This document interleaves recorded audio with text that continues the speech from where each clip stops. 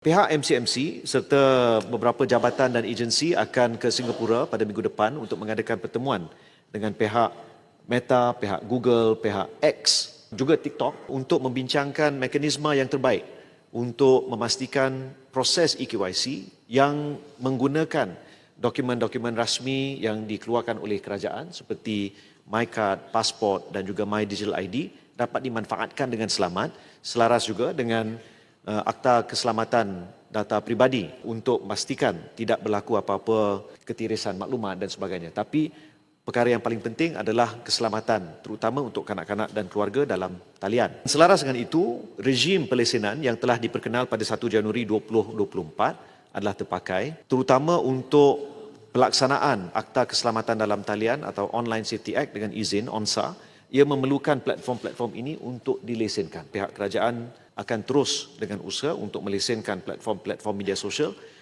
demi menjamin keselamatan dalam talian, terutama untuk kanak-kanak dan keluarga.